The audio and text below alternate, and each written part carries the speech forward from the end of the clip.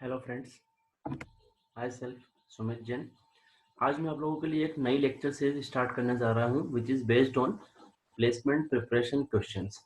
इस सीरीज में फ्रेंड्स मैं आपके साथ an number of video share करूंगा जिसमें हम प्लेसमेंट के लिए जब कंपनीज आती हैं तो उसमें पूछे जाने वाले क्वेश्चंस पर हम डिस्कस करेंगे और ऐसे बहुत सारे एमसीक्यूज एंड कोडिंग के क्वेश्चंस मैं आप लोगों को इस सीरीज में बताने वाला हूं जो कि मैक्सिमम कंपनीज अपने प्लेसमेंट ड्राइव में पूछती है। तो आइए दोस्तों हम स्टार्ट करते हैं। इसी सीरीज में हमारा आज का सबसे पहला first lecture which is based on placement preparation questions.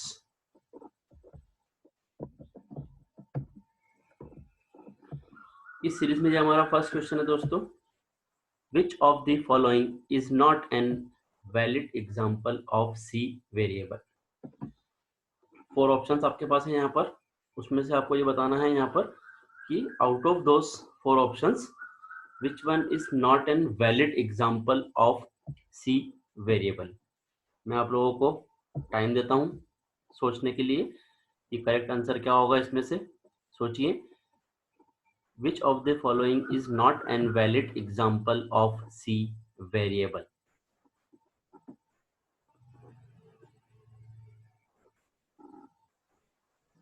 चलिए ठीक है, मैं आपको बताता हूँ इसका करेक्ट आंसर क्या है। ये जो 4 ऑप्शन आपके सामने दिए हुए हैं उसमें से हमें ये बताना है कौन सा वैलिड एग्जाम्पल नहीं है। तो वन बाय वन अगर हम देखें तो फर्स्ट ऑप्शन इज वेर 1 2 3। इस वेरिएबल नेम की स्टार्टिंग जो हुई है वो अल्फाबेट से हुई है, जो कि as per the rule of C language हम कर सकते हैं। सेकंड एग्जांपल में भी अल्फाबेट से स्टार्टिंग हुई है। थर्ड जो इसका एग्जांपल है, थर्ड जो ऑप्शन है उसको ध्यान से देखिए आप, थर्ड वाले ऑप्शन को। यहाँ पे वेरिएबल नेम इज 1 2 3 वेयर। तो वेरिएबल के नेम की जो स्टार्टिंग यहाँ पर हुई है इस थर्ड वाले ऑप्शन में, सी ऑप्शन में, वो किससे हुई है? डिजिट से। But as per the rule of C language variable naming convention, किसी भी वेरिएबल नेम की स्टार्टिंग डिजिट से नहीं होना चाहिए, वो या तो अल्फाबेट से स्टार्ट होना चाहिए या फिर हम अंडरस्कोर से भी स्टार्ट कर सकते हैं। तो ये वैलिड एग्जाम्पल नहीं है सी लैंग्वेज वेरिएबल का। तो करेक्ट आंसर इसका क्या होगा दोस्तों? Option C. आई होप आपको ये क्वेश्चन क्लियर हुआ होगा। सबसे फर्स्ट सेट जो है हमारा इस प्लेसमेंट प्रिपरेशन सीरीज में, उसमें मैंने बहुत ही बेसिक क्वेश्चंस लिए हैं जो कि almost most of the students को पहले से पता होंगे, लेकिन जैसे जैसे आप आगे की वीडियोस देखेंगे तो आपको an number of moderate and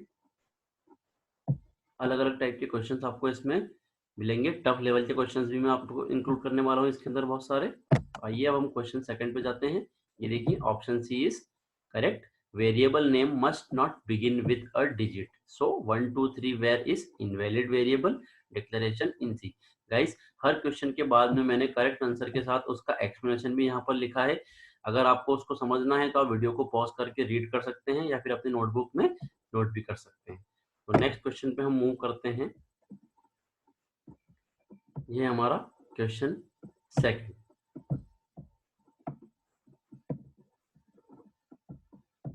Which of the following is not a correct variable data type in C? 4 options आपके पास हैं, आपको बताना है कि कौन सा करेक्ट वेरिएबल डेटा टाइप नहीं है। वैसे फ्रेंड्स इतने इजी क्वेश्चंस पूछे नहीं जाते हैं, बट मैंने इस सीरीज में वीडियोस बनाना स्टार्ट किया है। सबसे फर्स्ट सेट में मैंने आपके लिए कुछ बेसिक क्वेश्चंस रखे हैं जिनका आइडिया आपको होना चाहिए। तो आप बताइए, मैं आपके लिए थोड़ा सा वेट करता हूँ यहाँ पर। आप सोचिए और इसका करेक्ट आंसर बताइए। बहुत इजी क्वेश्चन है, 5 सेकंड्स के अंदर आप इसको आंसर कर सकते हैं।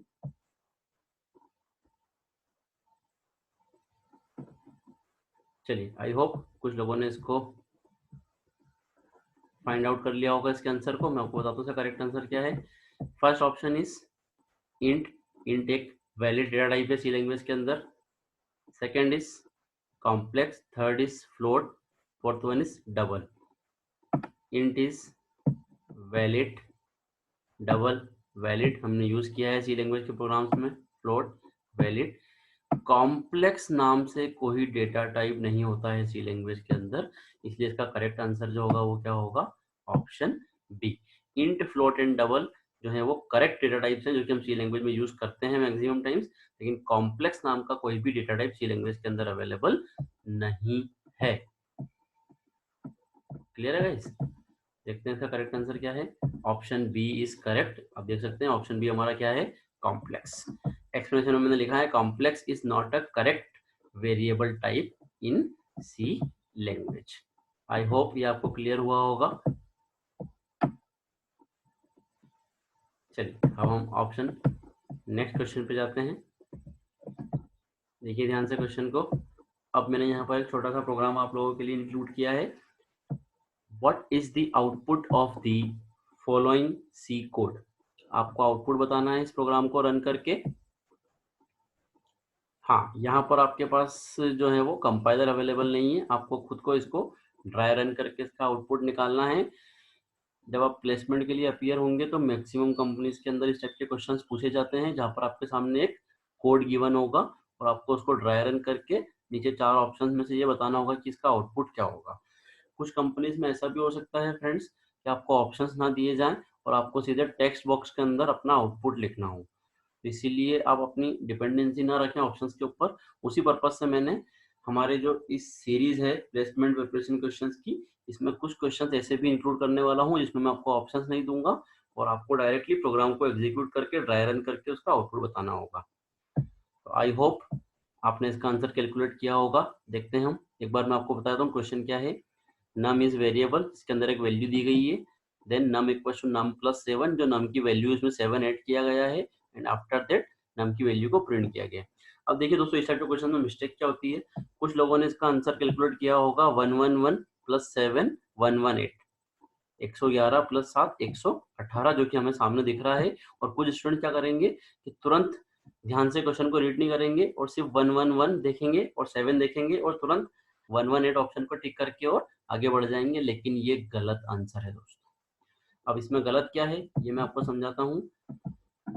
इस क्वेश्चन को ध्यान से देखिए, जो मेरी ये लाइन है जहां पर नम की वैल्यू असाइन की गई है 111, इसमें आप ध्यान से देखिए कि इस 111 के आगे एक वैल्यू लिखी गई है 0।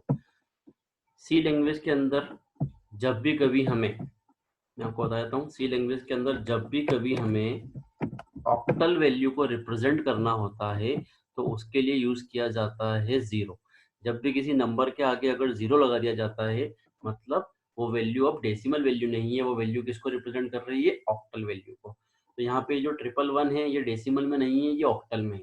लेकिन नम जो मेरा वेरिएबल है वो क्या है, इंटीजर वेरिएबल है, जो कि बाय डिफॉल्ट वैल्यू किसमें स्टोर करता है, डेसिमल में। तो ये जो 111 है ये नम में जाके स्टोर होगा, तो ये एज ए 111 स्टोर नहीं होगा।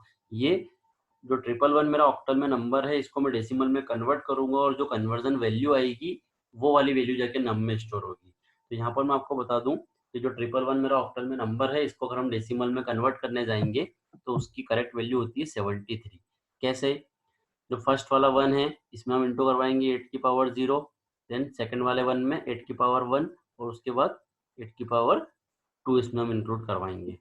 क्लियर है? तो ये कितना हो जाएगा, 64 प्लस 8 72 प्लस 1 3। मैं आपको करेक्ट आंसर बताया अभी कि 73। अब नम के अंदर अगर मेरी वैल्यू स्टोर हुई है 73 और उसमें मैंने 7 प्लस करवाया तो कितना हो गया ये 80। तो फाइनल वैल्यू नम में जाके क्या स्टोर होगी 80। उसके बाद प्रिंटफ की हेल्प से हमने उस वैल्यू को प्रिंट करवाया है, तो करेक्ट आंसर जो होगा मेरा वो क्या होगा, 80 होगा। आई होप ये आपको क्लियर है। तो इसके अकॉर्डिंग मतलब मेरा ऑप्शन बी जो होगा वो करेक्ट आंसर होगा। हम चेक कर लेते हैं इसको कि क्या हमारा ऑप्शन बी ही करेक्ट आंसर है। Yes, option B is correct answer. हम इसका एक्सप्लेनेशन यहाँ पर देख सकते हैं, ये मैं आपके लिए इरेज कर देता हूँ। 011 is octal representation of 73, thus 73 plus 7 equals to 80 will be stored in num। तो करेक्ट आंसर जो होगा यहाँ पे फ्रेंड्स वो क्या होगा आपका, ऑप्शन बी। आई होप ये क्वेश्चन आपको क्लियर हुआ होगा सभी को कि कैसे हमने इसका आंसर कैलकुलेट किया है 80। चलिए आइए नेक्स्ट क्वेश्चन पे हम मूव करते हैं। क्वेश्चन 4 बहुत इजी सा प्रोग्राम है। यहाँ पर फ्लोट टाइप का एक वेरिएबल है एन, उसमें एक वैल्यू स्टोर की है और देन फिर उसी वैल्यू को हमने कुछ कैलकुलेशन के साथ प्रिंट करवाया है। मैं आपको कुछ सेकंड्स का टाइम देता हूँ यहाँ पर, आप इस क्वेश्चन को रन कीजिए अपने माइंड में और फाइनल आंसर इसका कैलकुलेट कीजिए कि क्या है। अगर आप नहीं कर पाते तो देन मैं आपको इसका आंसर बताऊंगा।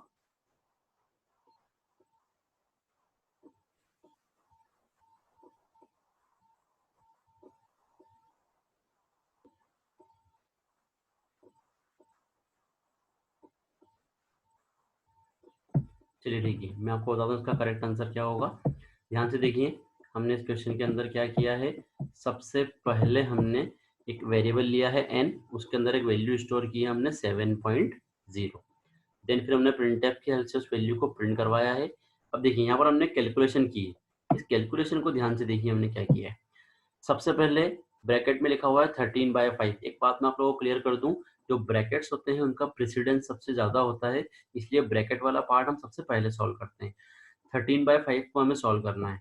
अब एक मिस्टेक यहाँ पर कुछ लोग ये करेंगे कि 13/5 को जब सॉल्व करेंगे तो एग्जैक्ट जो उसकी वैल्यू आती है कैलकुलेटर में कैलकुलेट करने के बाद वो पॉइंट में आएगी, बिकॉज 13 जो है वो कंप्लीटली डिविजिबल नहीं है 5 से, तो इसकी वैल्यू जो होगी वो आई थिंक 1.6 होगी, जो भी होगी। तो वो आप क्या करेंगे, समझ लेंगे, देन उसको आप n से इंटू करेंगे और फिर उसको 20 में प्लस करेंगे, तो यहाँ पर आपका आंसर जो है वो गलत भी हो सकता है। एक बात समझिए दोस्तों यहाँ पे ध्यान से, 13/5 जो है इसमें 13 और 5 हमारे दोनों किस टाइप की वैल्यू है, इंटीजर वैल्यूज। एक ऑप्शन में आपको यहाँ पर बताना चाहूंगा, एक कॉन्सेप्ट में आपको बताना चाहूंगा यहाँ पर, जब भी कभी हम कोई दो इंटीजर वैल्यूज के बीच में कोई ऑपरेशन परफॉर्म करवाते हैं तो उसका रिजल्ट भी दोस्तों इंटीजर ही होता है। तो इसलिए जब आप 13/5 को परफॉर्म करेंगे तो पॉइंट में आंसर नहीं होगा इसका, 2 पॉइंट समथिंग कुछ होना चाहिए, लेकिन वो नहीं होगा। इसका आंसर जो होगा वो सिर्फ कितना होगा, 2 ही होगा, बिकॉज जब आप 13 को डिवाइड करेंगे 5 से तो सिर्फ 2 टाइम्स ही उसका डिवाइड जाएगा। तो 2 आपका हो गया इंटू n। अब n की वैल्यू कितनी है, 7.0, तो यहाँ पे 2 के अंदर हमने इंटू करवाया है किसका, n का 7.0। अब देखिए यहाँ पर हम मल्टीप्लिकेशन करवा रहे हैं, मल्टीप्लिकेशन में एक वैल्यू मेरी इंटीजर है विच इज 2 और एक वैल्यू मेरी फ्लोट है 7.0। जब भी कभी किसी एक इंटीजर और एक फ्लोट वैल्यू के बीच में आपको ऑपरेशन परफॉर्म करवाएंगे तो रिजल्ट होगा फ्लोट। एक बार मैं फिर से रिपीट कर देता हूँ, अगर कोई दो इंटीजर वैल्यू के बीच में ऑपरेशन परफॉर्म करवाया जाएगा तो आंसर होगा इंटीजर, और अगर एक फ्लोट और एक इंटीजर के बीच में कोई ऑपरेशन परफॉर्म करवाया जाएगा तो आपका रिजल्ट होगा फ्लोट। तो 7.0 इंटू 2 ये आपका हो जाएगा 14.0, 14.0, और फिर उसके अंदर हम क्या करवा रहे हैं, उसके अंदर हम प्लस करवा रहे हैं 20। 20 मेरा इंटीजर है और 14.0 मेरा फ्लोट है, तो इन दोनों को जब मैं ऐड करूंगा तो 20 प्लस 14 34, लेकिन चूंकि एक फ्लोट है और एक इंटीजर है तो मैंने आपको अभी बताया कि आंसर क्या होगा, फ्लोट होगा, तो इसीलिए मेरा करेक्ट आंसर जो होगा यहाँ पर वो क्या होगा, 34.0। आई होप सभी को ये क्लियर हुआ है कि कैसे हमने 34.00 इसका आंसर कैलकुलेट किया है। चलिए आइए हम चेक करते हैं इसका करेक्ट आंसर क्या है। Correct answer is option C which is 34.00। यहाँ पर एक्सप्लेनेशन में आपको बताया है मैंने, आप देख सकते हैं, since 13 and 5 are integers, integer arithmetic happens in sub expression and we get 2, right? The calculation will be as follows: 13/5 into a plus 20 equals to 2 into 7.0 plus 20 which is 34.0। I hope आपको ये explanation clear हुआ होगा। अगर आपको कोई doubt है तो आप मुझे कमेंट्स में लिख सकते हैं, मैं आपको इसको और क्लियर करूंगा। चलिए नेक्स्ट क्वेश्चन पे हम मूव करते हैं। क्वेश्चन 5। दोस्तों हर वीडियो में मैंने 5 क्वेश्चंस का सेट लिया है ताकि वीडियो की जो लेंथ हो वो कम हो और आप इजीली कभी भी इसको बस में ट्रेवल करते समय या कभी भी आप 10-15 मिनट के लिए कहीं फ्री खड़े हैं, बैठे हैं, तो आप इन वीडियो को इजीली देख सकें और नए नए क्वेश्चन जो है वो सीख सकें अपनी प्लेसमेंट ड्राइव के लिए। चलिए नेक्स्ट 5th क्वेश्चन पे आप ध्यान दीजिए। सिंपल सा क्वेश्चन है, यहाँ पर इंटीजर वेरिएबल है बी, उसमें एक वैल्यू स्टोर करवाइए और देन फिर प्रिंटफ की हेल्प से उसी वैल्यू को प्रिंट किया है, दैट्स इट। सिर्फ 2 लाइन का क्वेश्चन है यहाँ पर, बहुत इजी सा क्वेश्चन है। मैं कुछ सेकंड के लिए पॉज करता हूँ ताकि आप इसका आंसर कैलकुलेट कर पाए अपने माइंड में।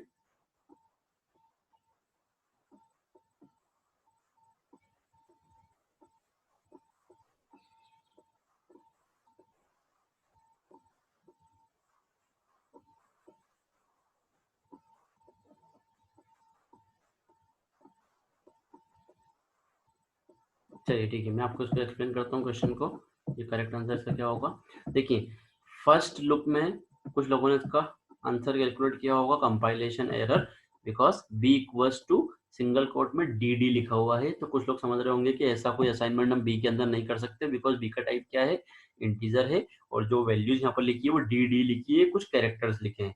लेकिन दोस्तों मैं आपको एक बात क्लियर कर दूं, इस केस में कोई एरर नहीं आएगी। ठीक है, अब आपने यहाँ पे कितने कैरेक्टर लिखे हैं? 2 characters. D d integer b है। बी क्या है? एक वेरिएबल है जो कि कितनी बाइट लेता है? 2 बाइट। ठीक है, वैसे ये कंपाइलर डिपेंडेंट होता है, लेकिन हम बेसिक 16 बिट कंपाइलर के रेस्पेक्ट में अगर बात करें तो इंटीजर वेरिएबल को कितनी स्पेस चाहिए होती है मेमोरी में? 2 बाइट्स। तो बी के पास मेमोरी में कितनी स्पेस अवेलेबल है? 2 बाइट्स। कैरेक्टर कितनी स्पेस लेता है? 1 बाइट।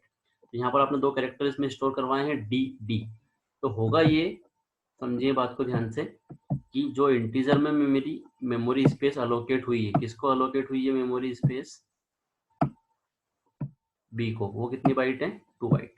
तो इसकी जो फर्स्ट वाली बाइट है उसमें आपका फर्स्ट वाला डी, थोड़ा सा मैं अच्छे से लिख नहीं पा रहा हूँ इसके अंदर, ये जो 2 डी हैं इसमें से फर्स्ट वाला डी फर्स्ट वाली बाइट में, और जो सेकंड वाला डी है वो सेकंड वाली बाइट में जाके स्टोर हो जाएगा, बिकॉज कैरेक्टर को कितनी बाइट लगती है?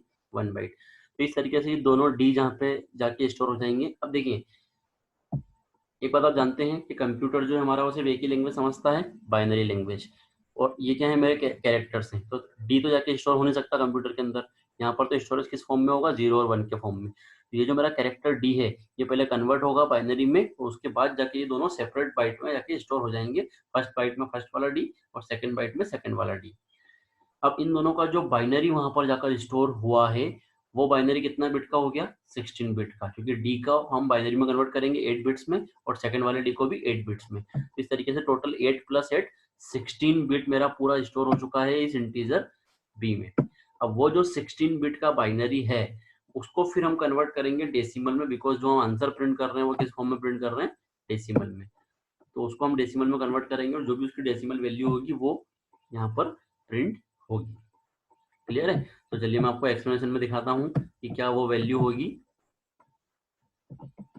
ये देखिए, assuming int is of 2 bytes, starting byte is occupied by first character d, जो कि मैंने आपको बताया अभी, and second byte by second character d. Therefore overall binary involve this. ये फर्स्ट वाले डी का है और देन सेकंड वाले डी का है। यहाँ तक का जो पार्ट है 0 तक का, उसके बाद 0 1 1 0 0 1 0 0, ये सेकंड वाले डी का बाइनरी है। तो इस तरीके से जब मैं इसको डेसिमल में कन्वर्ट करूंगा, मैंने क्या किया? 0 वाली पोजीशन जो है वो स्किप कर दी है, क्योंकि जब किसी को 0 से इंटू करते हैं तो वैल्यू 0 ही होती है। तो सिर्फ जो 1 वाली पोजीशन से उनको मैंने यहाँ पर लिखा है 2 की पावर 2। ये देखिए, 2 की पावर 0, 2 की पावर 1, 2 की पावर 2, राइट? 2 की पावर 2, 2 की पावर 5, 2 की पावर 6, 2 की पावर 10, 2 की पावर 13 एंड 2 की पावर 14। ये कुछ वो प्लेसेस है जहाँ पर 1 है, बाकी सब प्लेस पे 0 है। ये हमारा तरीका होता है बाइनरी को डेसिमल में कन्वर्ट करने का। इन सभी को आप कैलकुलेट करके अगर प्लस करेंगे तो वैल्यू निकल के आ रही है यहाँ पर 25700। देखते हैं हमारा कौन सा ऑप्शन है। ये हमारा सेकंड ऑप्शन है, बी ऑप्शन, 25700। तो इसका करेक्ट आंसर जो होगा गाइस इस वाले क्वेश्चन का, वो करेक्ट आंसर हमारा कौन सा वाला हो जाएगा? Option B. आई होप ये क्वेश्चन आपको क्लियर हुआ होगा। उसके अलावा भी अगर आपको कोई डाउट है तो आप मुझे कमेंट्स में लिख सकते हैं। दोस्तों, प्लेसमेंट प्रिपरेशन क्वेश्चन के सीरीज में ये हमारा फर्स्ट वीडियो था। 5 क्वेश्चंस मैंने इस वीडियो में इंक्लूड किए हैं। मैक्सिमम हर वीडियो में 5 क्वेश्चन इंक्लूड करने वाला हूं। अगर जरूरत पड़ी कि मैं और ज़्यादा बड़ा वीडियो बना सकता हूं और आपके पास टाइम है इतने बड़े वीडियोस को देखने का, तो आगे आने वाले वीडियोस में मैं इससे ज़्यादा क्वेश्चंस भी इंक्लूड करूंगा, 8 या 10 क्वेश्चंस भी इंक्लूड करूंगा। दोस्तों, अगर आपको इन क्वेश्चंस में कोई भी डाउट है या इससे रिलेटेड कोई और क्वेश्चंस हैं आपके पास प्लेसमेंट के, उसमें अगर आपको कोई डाउट है तो आप मुझे कांटेक्ट कर सकते हैं, Sumit Jain. Contact information is 9827657501, या फिर आप मुझे ईमेल भी कर सकते हैं अपने क्वेश्चंस sumitjain130787@gmail.com पे। Thank you friends. I hope कि आपको सारी चीजें समझ में आई होगी। Thank you so much.